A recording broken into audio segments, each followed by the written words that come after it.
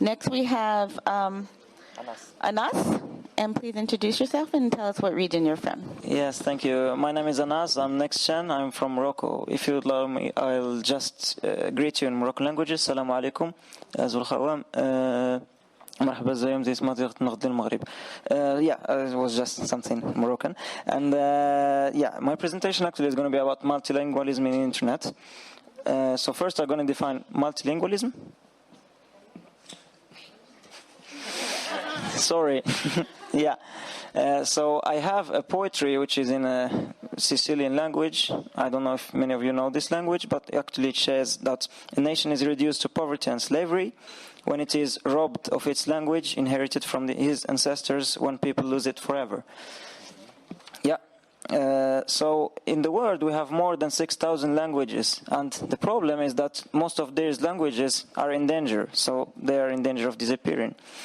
UNESCO have made in 2001 a declaration on cultural diversity in order to protect native languages, to protect cultural heritage, to have a better education, and to establish a democratic society.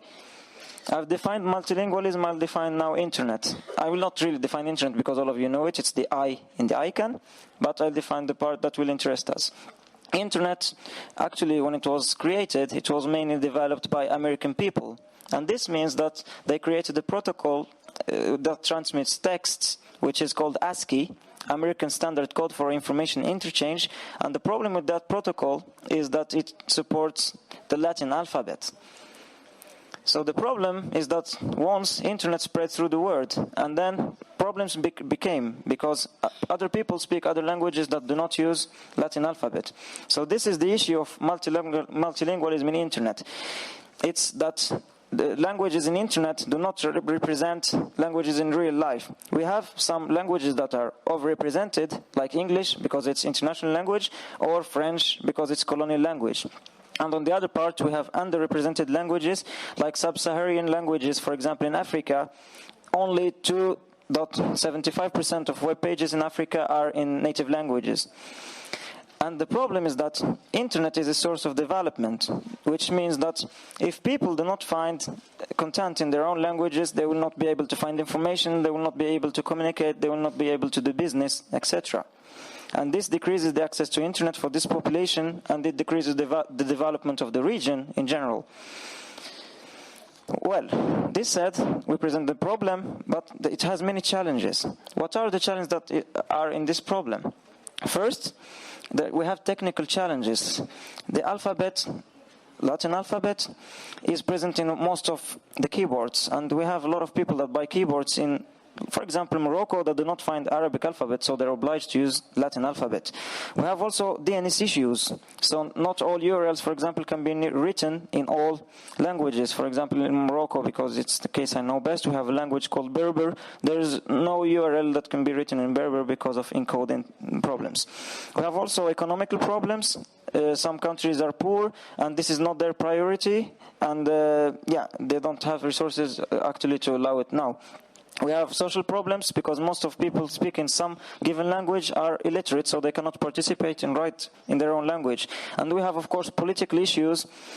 So, for example, there is absence of will in some countries to develop some languages. And I could, for example, take the case of Kurdish, where some states do not allow people to use their native languages because they don't want them to talk about independence or separatism or things like that. Are there any solutions for this? Yes, we can think about some suggestions that I just have thought about. Maybe they are not realistic, but at least I've thought about something. So we could promote, for example, the use of minority and endangered languages online through the ICANN. So the ICANN could promote the use of minority languages in order to ensure access to all. So if the ICANN, for example, translates the page in different languages, that would be good. If they could help and collaborate, for example, with the UNESCO and ask, what are those languages? Are they in danger? Okay, let us translate our pages, or let us encode in this alphabet that maybe they don't know about. That would be good. In order to do that, I think that it's important to have, for example, contact with NGOs, because not always states are willing to help the languages, as I said. So maybe it's good sometimes to contact the NGOs to support them financially or with other matters, or just discuss with them because maybe they know this case. and talk with some organization, for example, that have been through that, like Wikipedia, who uses a lot of languages, and take experience from them. And this could be done through workshops, conferences, sharing experiences, but hopefully not only talking in theory, but doing it also in practice. Thank you very much, shukran. And actually, this was in Berber alphabet, and I wrote it in the Berber alphabet, but still it managed not to appear in the PDF, so it shows the problem.